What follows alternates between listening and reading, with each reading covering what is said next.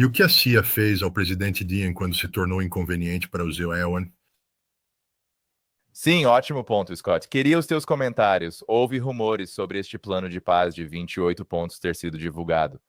Você disse talvez para colocar Zelensky numa posição difícil. E logo depois, a administração Trump dos Estados Unidos disse que Zelensky tem um prazo para aceitar isto ou perder armas, perder o compartilhamento de informações e isso. Mas também vimos Keith Kellogg, ele está agora de saída, ele está a deixar o cargo após o término do seu mandato de 1 ano como enviado do Zysaiwa para a Ucrânia. Então, há uma ligação entre isto, Scott, este plano de paz de 28 pontos a surgir, e a saída de Keith, chamemos-lhe Kellogg. Sim, acho que sim.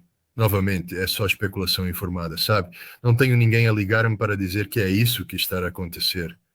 Mas sabe, Keith Kellogg tem sido o sussurrador, o verdadeiro sussurrador da Ucrânia no ouvido de Donald Trump. E é ele quem tem fornecido a Trump toda a informação errada sobre a situação na Ucrânia.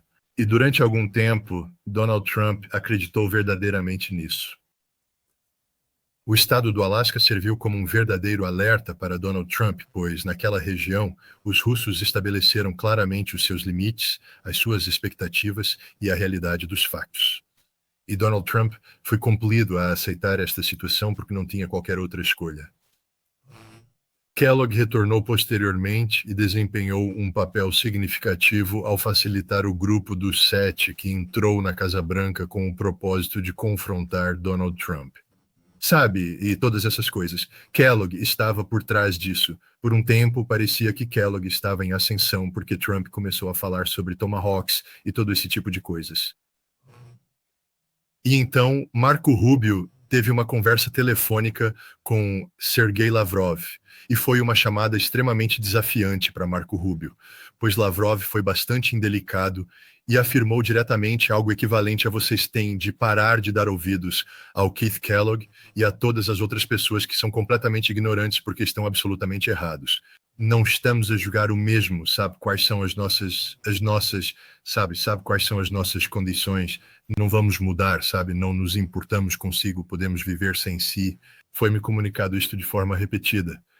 A Rússia tem a capacidade de se desligar dos Estados Unidos e também da Europa, conseguindo sobreviver. Não irão prosperar, mas conseguirão de facto sobreviver. E a Rússia está pronta para fazer isto na bacia de Lavrov, disse a Rubio para esquecer, que, sabe, não vais conseguir nada do que queres. E isso voltou para Trump. E acho que foi nessa altura que, sabe, Woodcraft e Kirill Dmitriev voaram para os Estados Unidos, sabe, foram para Miami, e provavelmente todos se perguntam, como eu, por que está a ir para Miami? O que há lá? Bem, agora temos conhecimento de que Steve Witkoff estava presente em Miami. Witkoff, como é do seu conhecimento, possui uma residência na Florida. E foi então que Witkoff, juntamente com Kirill Dmitriev, iniciaram a elaboração deste plano de paz composto por 28 pontos, uma vez que está fundamentado na realidade russa. Ainda há questões por resolver, sabe? É política. Trump não vai entregar tudo já.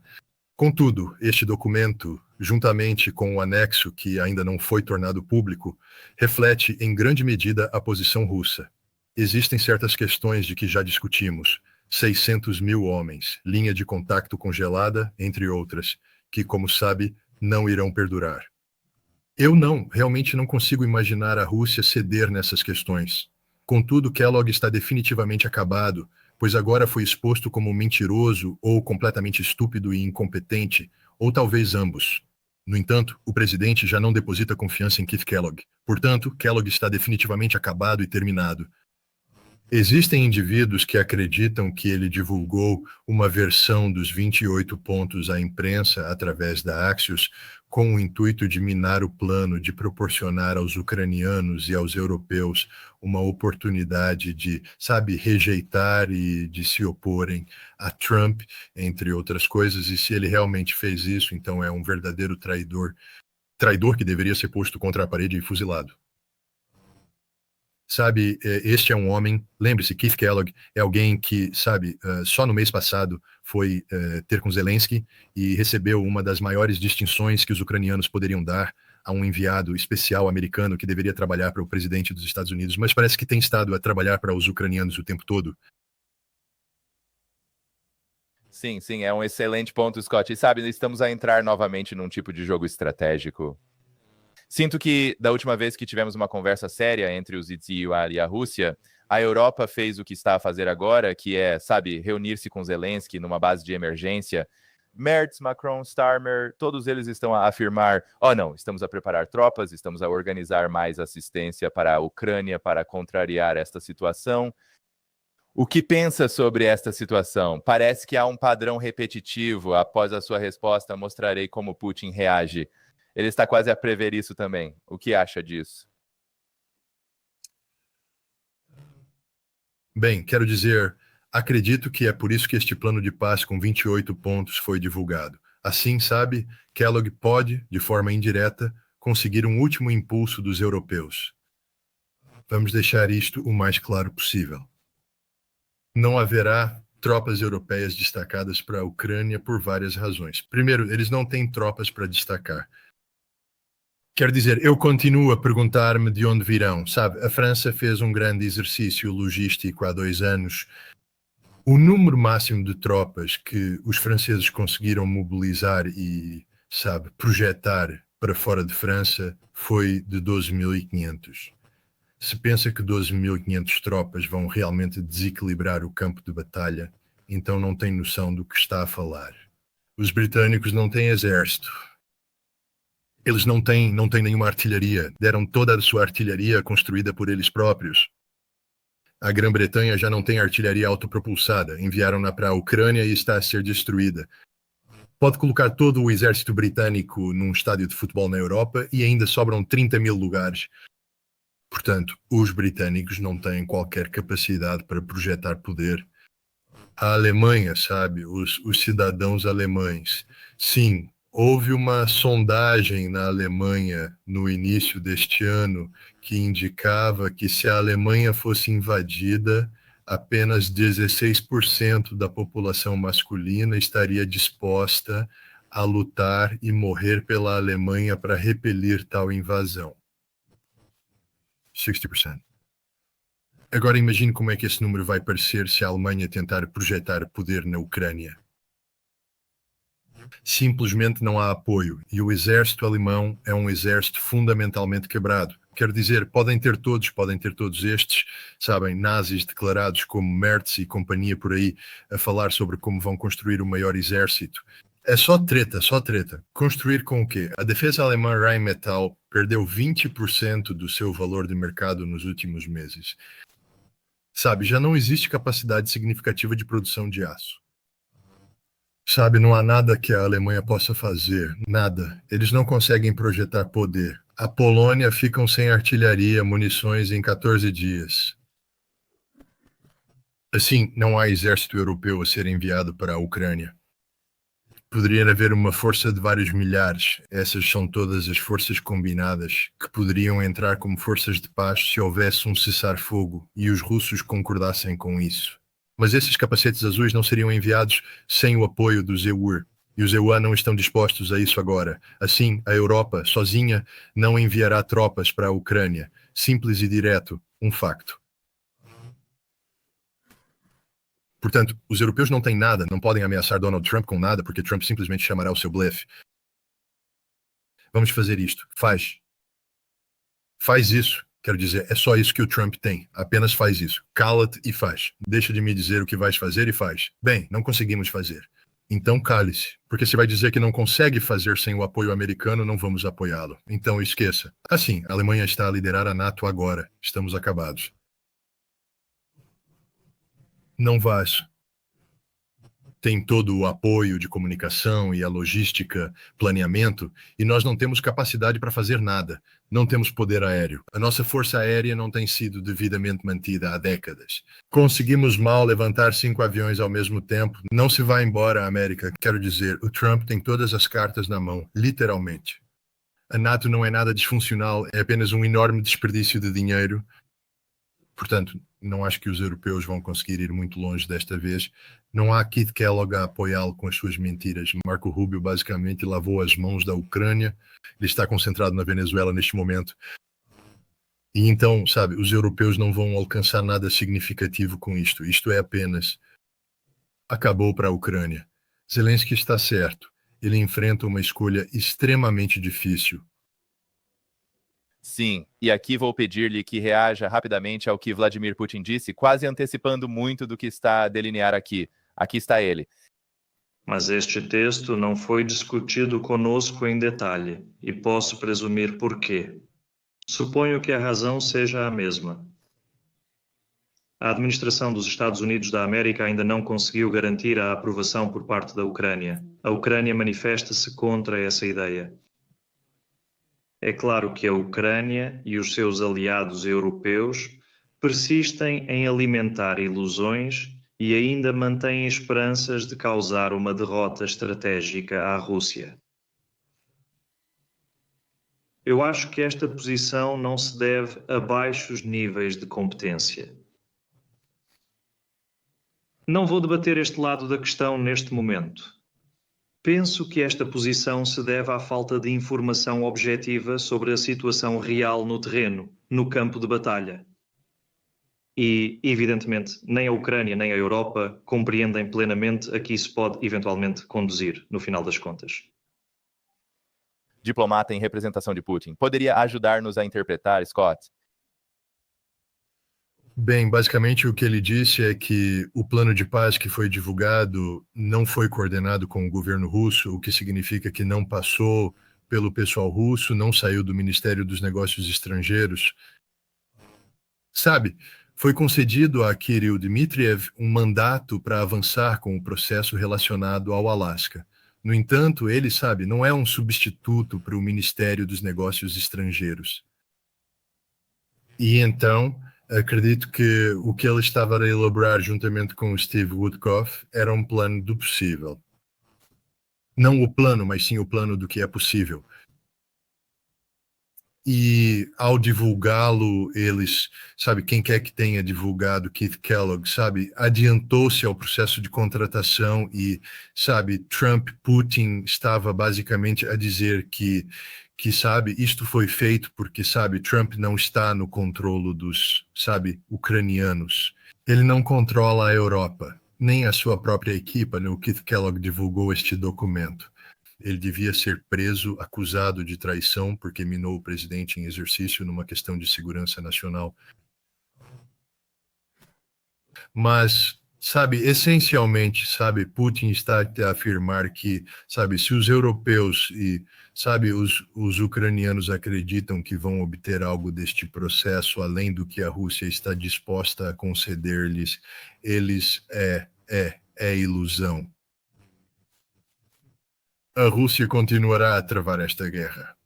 A Rússia possui o impulso estratégico em toda a linha de contacto. A Rússia está a dominar completamente a guerra aérea. A Rússia terminou efetivamente a guerra energética. Sabe, havia esta troca de golpes no setor energético.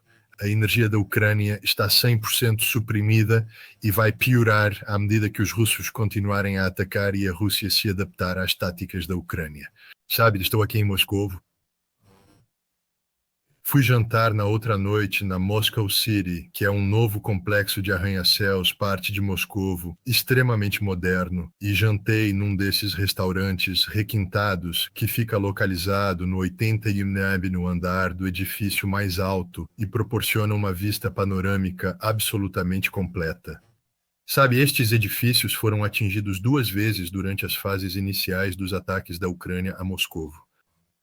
Sabe, os drones ucranianos, eu perguntei aos rapazes com quem estava, tipo, vocês não estão preocupados com os drones ucranianos? E ele disse, nenhum drone vai atingir este edifício. Nenhum drone conseguirá atingir o centro de Moscovo. Temos tudo isto sob controle. Sabe, os russos garantiram a segurança de Moscovo. Sabe, alguns drones entram nos subúrbios e tal. Mas, sabe, a guerra dos drones acabou. Sabe, a guerra das cidades está terminada. A Ucrânia perdeu. E se quiserem continuar a jogar jogos estúpidos, sabe, os russos têm a capacidade de continuar a escalar. Quero dizer, estou a terminar um artigo agora sobre, sabe, o Eshnik e o que isso significa ter um míssil de alcance intermédio, uma capacidade estratégica que foi utilizada em combate pela primeira vez na história, representa uma capacidade de escalada que a Rússia ainda tem na manga, sabe? A Rússia ainda não chegou ao ponto em que, se fizermos algo mais, temos de usar armas nucleares. Atualmente, a Rússia possui a capacidade de intensificar a sua estratégia sem ter de recorrer a armas nucleares. E sabe-se isto for simplesmente mais uma capacidade que a Rússia detém e que o Ocidente ainda não possui. E os russos desenvolveram, novos sistemas. Ryabkov, o vice-ministro dos negócios estrangeiros, insinuou isso.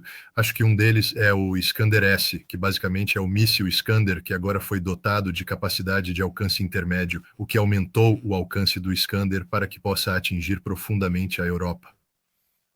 E é possível que tenham realizado algo semelhante com o míssil 9M729. Este foi um sistema bastante controverso que os Estados Unidos acusaram a Rússia de ter manipulado em 2019. Foi precisamente por essa razão que os Estados Unidos decidiram retirar-se do Tratado INF.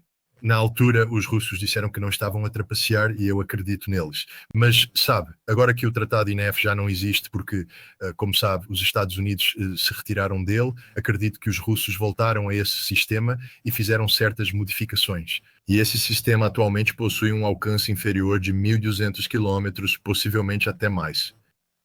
E os russos estão novamente a usar isso. De acordo com alguns relatórios, a Rússia utilizou este míssil várias vezes, contra a Ucrânia.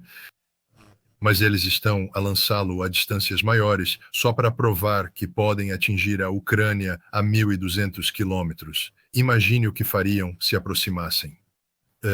Até onde poderiam avançar na Europa. Portanto, a Rússia possui esta capacidade de intensificar o conflito neste momento, algo que a Europa simplesmente não possui, e a Ucrânia também não. Só para. Espero que sejam perguntas rápidas para ti, Scott, antes de terminarmos. A primeira é, já que estás na Rússia, talvez possas contar-nos. Sei que já foste várias vezes, mas tenho a certeza de que aprendes algo novo em cada viagem, algo importante.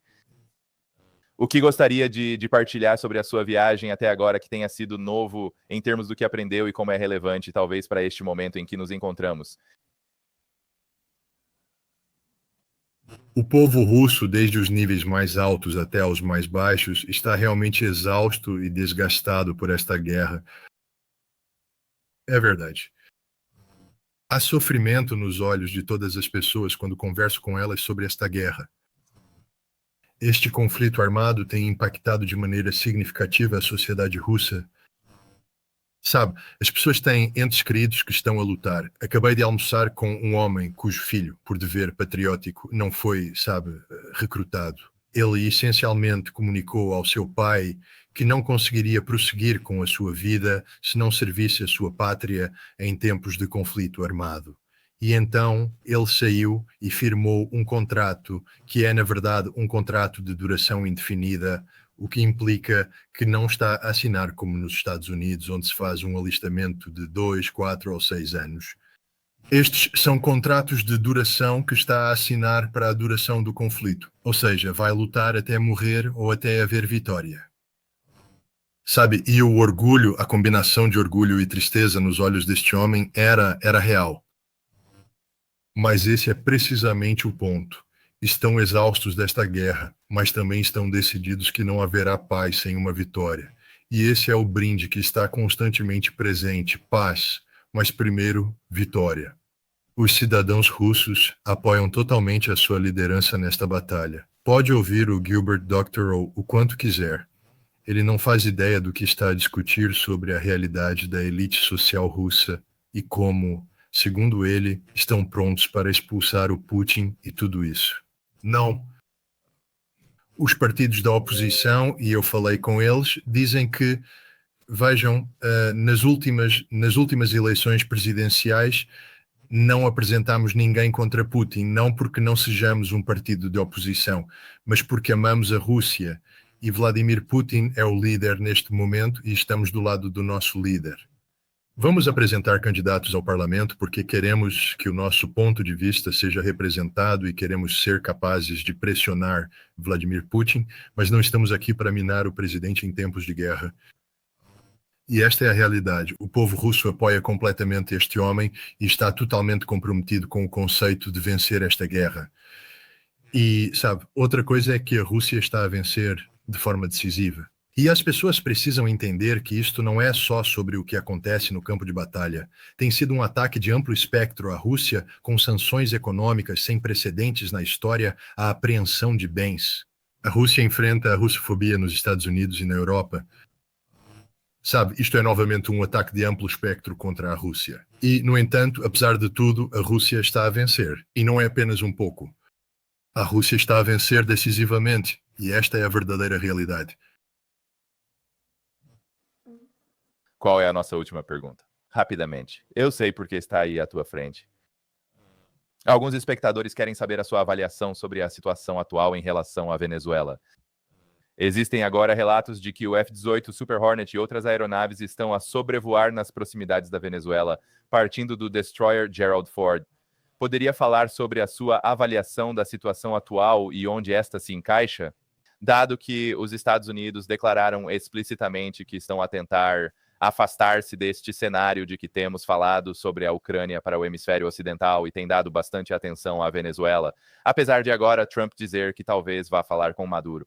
Mas todos nós sabemos, ou talvez devêssemos saber, que isso não é necessariamente uma coisa boa. Quais são sempre os teus pensamentos, Scott? Apenas converse. Pergunte aos iranianos como é negociar com os Estados Unidos. Então, deixe-me colocar desta forma. Observe um mapa da Venezuela para perceber a dimensão do país. Posicione o mapa da Venezuela em escala sobre o mapa do Iraque e perceberá que a Venezuela é consideravelmente maior do que o Iraque.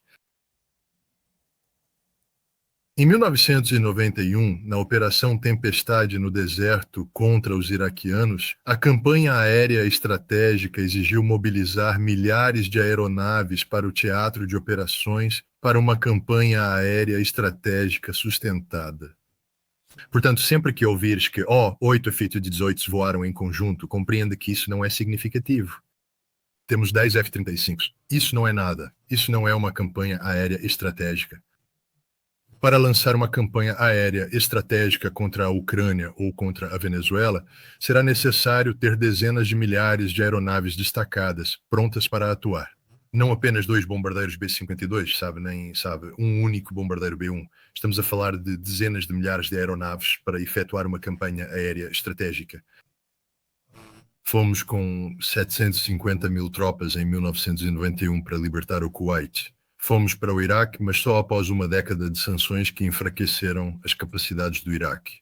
Em 2003, com cerca de aproximadamente 200 mil tropas, não temos nada que se aproxime desses números destacados fora da Venezuela. Portanto, não estamos a falar de uma grande ação militar ou de uma grande invasão militar. Qualquer coisa de que possamos estar a falar seria uma operação muito específica em apoio a uma operação maior, uma operação encoberta de mudança de regime, onde a CIA estaria a trabalhar com grupos de oposição para virar, unidades militares venezuelanas, etc. E eu simplesmente não vejo isso ter amadurecido ao ponto de ser sequer uma possibilidade.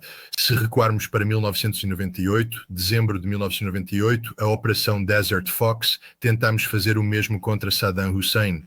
Realizamos uma campanha de bombardeamento de 72 horas, que basicamente suprimiu a sua guarda republicana especial e, as instituições de repressão iraquianas. E a CIA pensava que tinha recrutado os generais de algumas divisões que operavam no sul de Bagdade e que estas divisões sairiam então dos seus quartéis e avançariam em direção a Bagdade com as forças de segurança de Saddam suprimidas, conseguindo assim um golpe de Estado. Era isso que estávamos a tentar fazer. E isso não funcionou. Agora, por que estou a mencionar o Iraque? Porque os Estados Unidos usam o mesmo plano repetidamente. Nós realmente fazemos isso. É isso que fazemos. Esse mesmo plano hoje os Estados Unidos estão a tentar implementar na Venezuela. Na minha opinião, estão a tentar identificar oficiais militares venezuelanos que estarão dispostos a, no momento certo, mudar de lado e agir contra Maduro. E para tornar isso mais fácil, lançaríamos uma campanha aérea, mas não seria uma campanha aérea estratégica, seria uma campanha aérea muito focada para suprimir a infraestrutura de segurança que está em torno de Maduro. Esse é o plano, mas não creio que esteja pronto para execução. Acho que Trump percebe que, se seguir esse plano e falhar, não se sairá bem nas eleições intercalares. Por isso, agora, de repente, temos Trump a falar sobre a necessidade de negociar com Maduro. A esperança é que estas forças militares estejam a exercer pressão suficiente sobre Maduro para que ele deixe o país. É isso que a CIA também está a tentar facilitar neste momento. Acho que é onde estamos agora. Estamos a tentar pressioná-los, mas não vejo os Esquerra a fazer uma grande operação militar contra a Venezuela antes das eleições intercalares. Porque se falharem, isso será a sentença de morte para Donald Trump. Sim, ótimo ponto, Scott. Certifiquem-se todos de, ao terminarmos, clicar no botão de gosto, né? Uma chuva de gostos, por assim dizer. Isso ajuda a manter a transmissão para que mais pessoas possam ouvir o que o Scott tem a dizer da Rússia. Estou extremamente contente e honrado por ele ter conseguido arranjar tempo para participar neste programa durante as suas viagens tão atarefadas. O Substack dele encontra-se na descrição do vídeo. Scott, há algo adicional que gostaria de mencionar ou promover que não esteja no Substack ou relacionado com o seu Substack? Apenas a Casa Rússia. O projeto é um projeto baseado em podcast que é concebido para capturar a realidade russa através de entrevistas com figuras russas proeminentes, figuras militares, figuras políticas, economistas, acadêmicos, e trazer isso para um público americano. Publicamos-lo na plataforma Telegram, publicamos-lo na plataforma X e também no meu Substack. E durante esta viagem, realizei uma série de entrevistas presenciais que serão publicadas na Russia House. As primeiras 6, das quais acredito que foram realizadas em colaboração com Garland Nixon. Sabe, eu contribuí para trazer o Garland para a Rússia e colaboramos nestas entrevistas. E posteriormente, as últimas delas realizei, sabe, de forma independente. Mas, sabe, não aprecia realizar este trabalho e simplesmente deixá-lo desaparecer no vazio do espaço. Se quiserem aprender sobre a Rússia, devem assistir. Esse é o propósito deles, ouvir estes proeminentes oficiais russos, dar-lhe a realidade e perspectiva russa. Capacite-se com conhecimento e informação para tomar decisões informadas sobre questões entre a Rússia e os EUA.